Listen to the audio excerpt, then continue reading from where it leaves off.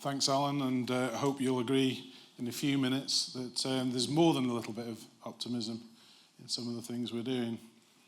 So I'm going to be talking to you about Loch Shin restoration, just a bit of background so you know where it all is. So the blue arrow in the top right-hand corner and the black arrow are two major tributaries of Loch Shin, the Tirry and the Fiag, which we'll be speaking about as this goes on.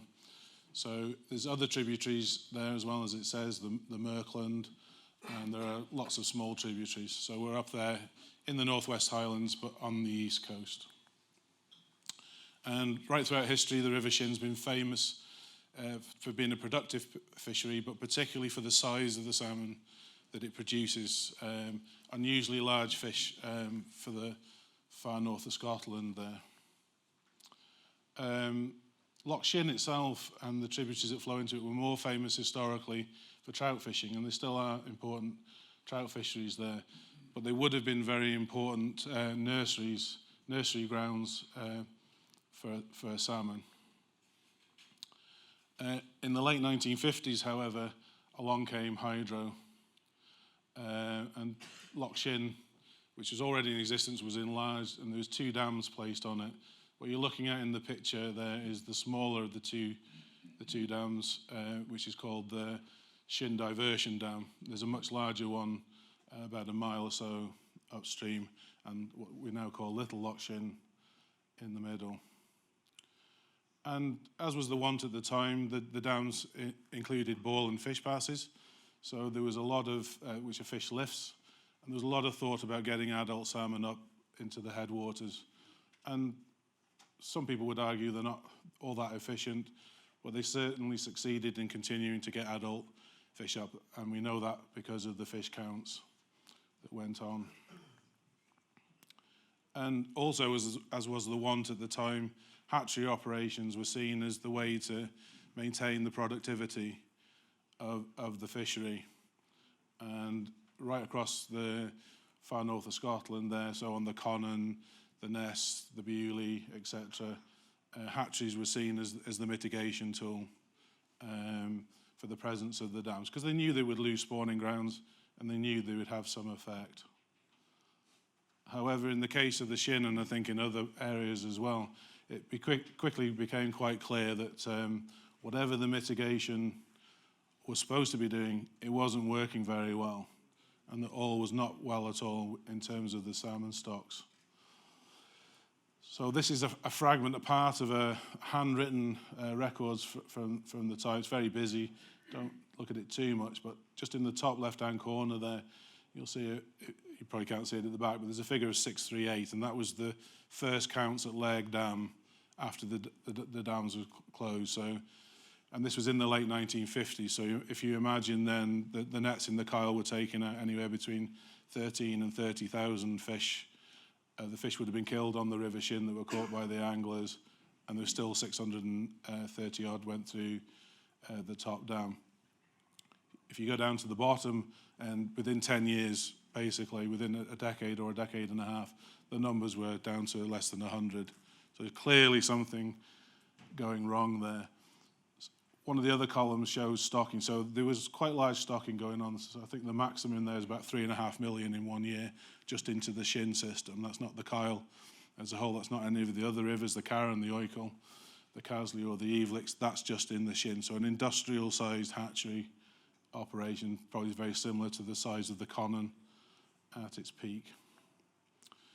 So as I said there, by the time we get to the late 1970s, and which persisted for a long time, the numbers going through the dam were down to a 5-year average of about 50. So really a major decline. So as you can imagine, a lot of speculation. What's causing this? Are the adults getting up through the dams? Are the smolts being killed by the turbines? Are they actually able to locate the fish passes? Is it increase in predation in Loch Shin? And also, because the size of Loch Shin was increased as a result of the hydro scheme, did they lose key spawning areas lower down? I think in reality there's probably a little bit of truth in all of those. But obviously, if you're trying to do something about it and mitigate, you really need to know what proportion of the problem is being caused by what. So, unbeknownst to a lot of people, there was quite a lot of work done in the 60s and the 70s to try and find out what was really going wrong. So it was, at the time, it was the North of Scotland Hydroelectric Board, and people from the forerunners of the Freshwater Lab and our own Fishery Board were involved in trying to find out what was going on. And by the mid-1960s, there was consensus that the major issue, they weren't able to enumerate it particularly well, but they thought that the smolts were unable to locate the fish passes, and that the turbines were too deep down and there wasn't enough attractant flow for the fish to find the turbines either. So there's a bit of a mitigation put in place to try and make up for this loss of productivity. And we ended up with this wolf trap on the Grudy, which is one of the main tributaries of the River Shin, so further down. But originally, our minutes from the Fishery Board suggest that there should have been a trap on the Tirry, but we don't know why there never was a trap put in on the Tirry. And the idea was these would be caught because they were above an impassable waterfalls, and then be transported and released onto the main stem of the River Shin. In the best spirit of conservation at the time, they rotor-owned all the trout out from up there as well, killed all the trout. And the key thing, one of the key things as well, despite the fact they knew the smolts couldn't get out, the tributaries of Loch Shin continued to be stocked. So that's a smolt trap that we used on one of our sites in slightly high water conditions.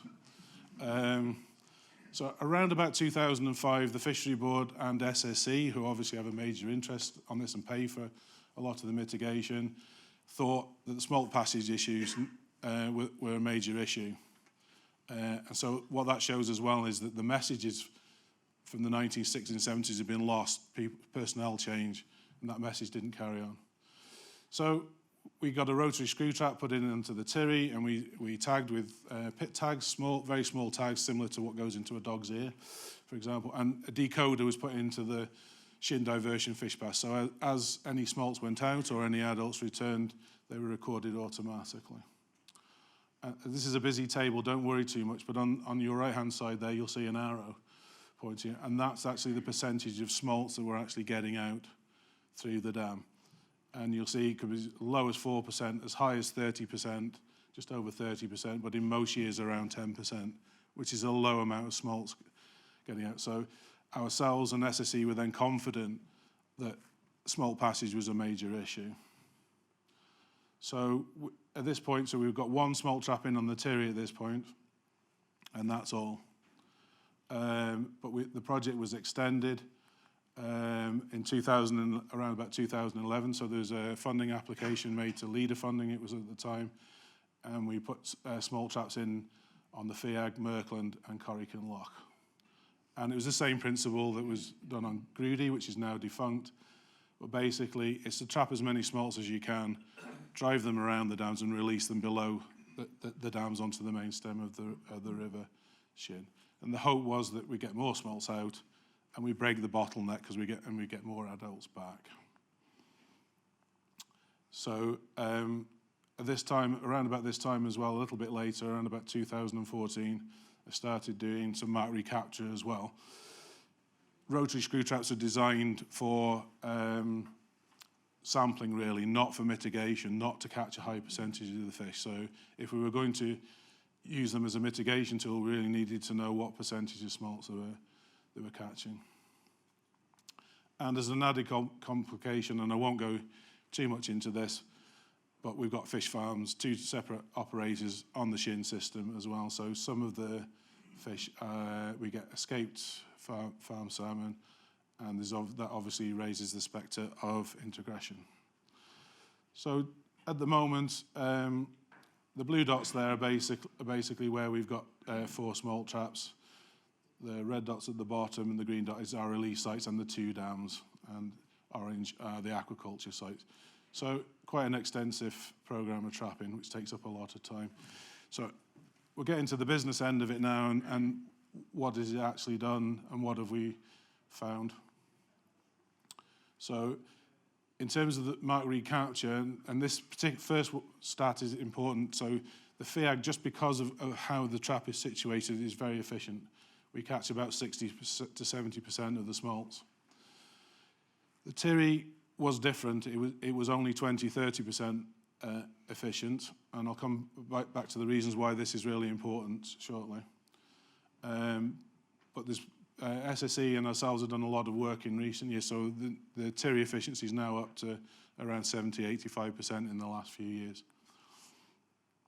Initially, adult return rates from the Tirry were very low, less than 1%. We think we know the reasons for that, and a lot of those were fish that had been stocked as well. But again, we've seen increases in the return rates. The Fiag was always higher, so 3 or 4%, and the Tirry now, and the late stage seems to be showing the Tirry's in the same ballpark. I mentioned before, we do have some genetic integration that's been shown through the NIPS project and other projects and our own work. But basically the Tirry and the Merkland end have the highest levels of integration that we see. We don't see very much in the Fiag, which, as we'll see in a minute, is probably the most robust population. So, well, has it worked? Well, from 2011, when we really started trapping in earnest, these are our combined smolt totals. So originally just under the 4,000 mark for the 4 traps combined. We had a few good years, but most of these are being driven by the Fiag. So the Fiag, in 2 separate trapping seasons, has produced over 8,000 smolts out of this total. The Tirry's now starting to come to the party a little bit more, and we had just under 4,000 from it last year. So the good news is that 2024, last smolt trapping season, we got a record total since we've started doing this of 12,000 smolts. So up from about 4,000 in 2011. So hopefully you'll agree that that's a positive, and we hope that continues. And we think it will do, because we think there'll be a positive feedback loop now set in the Tirry, which is the biggest of the Shin tributaries. And it's very hard to find juvenile salmon on the Tirry. We found them in very, very low densities, and yet we're still managing to get 4,000 smolts out of it. And we're fortunate that we have adult fish counters run by SSE in at the dams. So this is Shin Diversion Dam. They don't run one at Leg Dam for various reasons anymore. But in 2011, the initial trapping on the Tirry, I think, had helped. So we've gone from a 5-year average around 2008 of less than 50. So it improved a bit, and it was in the high 100, 150, 175 sort of range. But it's not been a smooth upward curve. But last year, 2024, we got the highest count since 1962, around about 550. So that, again, I hope you agree that's a positive sign. So I hope I'm on time. Some conclusions. So has what we're doing worked? It seems to be at the moment. We've got both smolt output and returning adult numbers increasing. 2010 was the record salmon catch in Scotland, rod and line. So a lot of this later things have been achieved in what most people would agree is a general decline in salmon abundance. And I think that's very important that we've managed to get the numbers to go up, both the smolts and adult returners, despite the fact that salmon are definitely in trouble.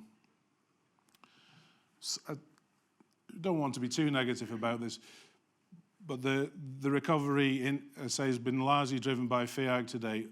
Tirry's now joining the party. Strangely enough, the Merkland catches haven't responded in the way that the others two had, and in fact they've gone down a little bit. But we're busy working on we think we might know some of the reasons for that, and we're busy working on additional measures and plans for the Merkland end of the catchment. And as I say, the work never ends, and we're about to enter Smoltageddon again, as we affectionately call it. It's very busy. We've still got work to do. We think there's a lot of more smolts to come out and more adult returns. But I think this does show the benefit of adaptive management. I could fill a whole thing of other things we tried. I could fill slides after slides. We don't have the time of other things that have been tried and failed. But we seem to have got somewhere. And I think the last thing I will leave you with is, despite everything that's going on in the salmon world at the moment, I think it proves if you can find out what the bottleneck is, and there are lots of bottlenecks out there, the fish can still recover, and they will still recover if they're given a chance to do so.